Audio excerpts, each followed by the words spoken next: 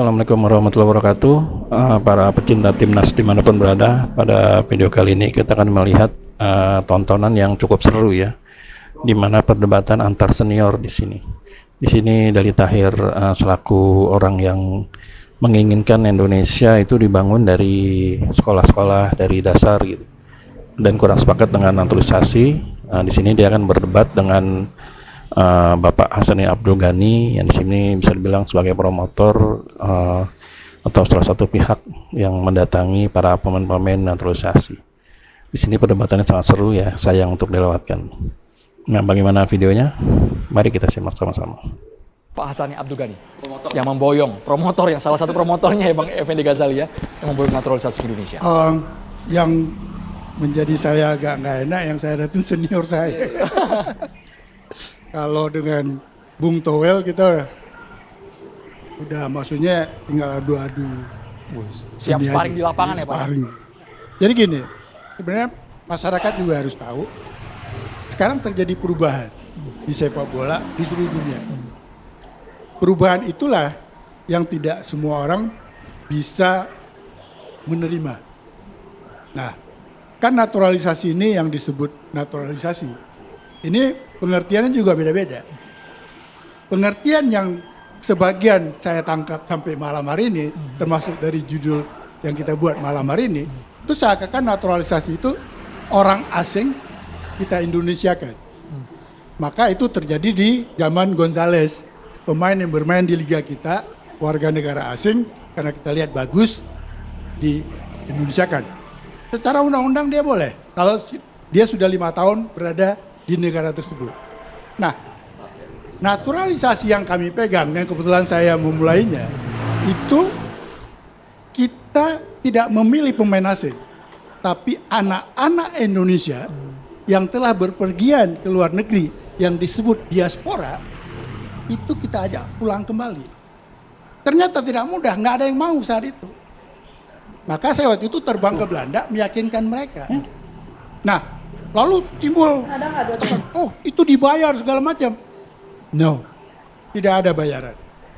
Karena setahu saya, setiap pemain yang diaspora yang kami panggil, itu dia bermain di Indonesia, itu karena love, cintanya. Okay? Contoh, Sandy Walsh. Sandy Walsh itu diajak oleh Irlandia, dia menolak. Karena kakeknya berpesan satu hari, kamu harus pulang ke Indonesia. Membela negara aku, kata kakek. Itulah yang terngiang pada diri dia, dan dia akhirnya memilih Indonesia. Walaupun cukup lama dia menunggu 4 tahun. Shane Patinama, orang tuanya meninggal muda karena tabrakan. Karena dia selalu dibawa nonton oleh orang tuanya, dia bilang satu hari kamu main untuk Indonesia apabila ada opportunity. Jordi Amat, ini orang yang pertama saya urus. Jordi Amat itu neneknya berpesan, kamu itu pangeran di Indonesia. Karena dia punya turunan kerajaan di Siau.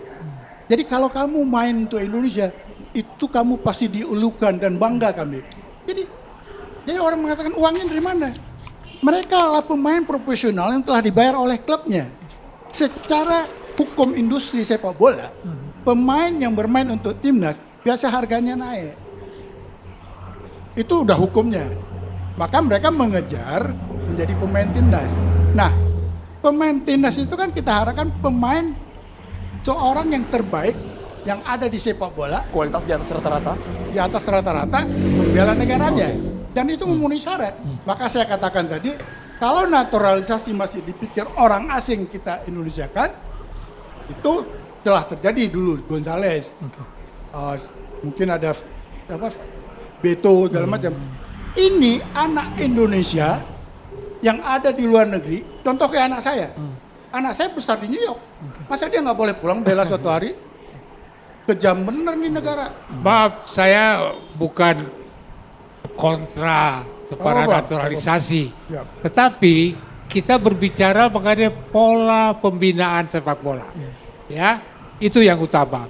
Naturalisasi itu kan ad hoc, sementara, sasaran antara. Tetapi yang perlu kita pikirkan adalah bagaimana membina usia muda di Indonesia ini untuk menjadi suatu hari pemain nasional yang unggul. Boleh saya itu Bang ya? Sorry Bang ya. Langsung Silakan, Bang. Pembinaan ya Bang. Jadi gini, Pembinaan. pembinaan itu kan sudah terjadi. Mungkin ada salah cara membinanya. Ya, karena kita banyak kali SSB, ada 3.000 SSB seluruh Indonesia. Tapi itu kan nggak terbina dengan baik. Maka hari ini kita tidak menghasilkan produk yang bagus. Berbeda dengan Brazil. Brazil itu akhirnya memproduksi pemain yang begitu luar biasa. Akhirnya mereka melahirkan pemain-pemain yang baik. Maka kenapa lahir yang namanya sistem yang dibuat oleh FIFA lewat artikel 9 dan artikel 7?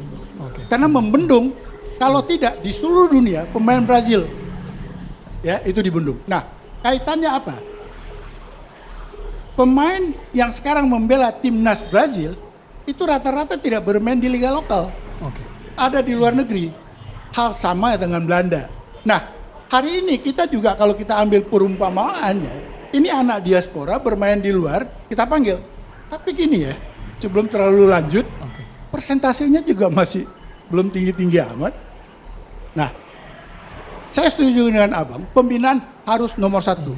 Itu tanggung jawab federasi.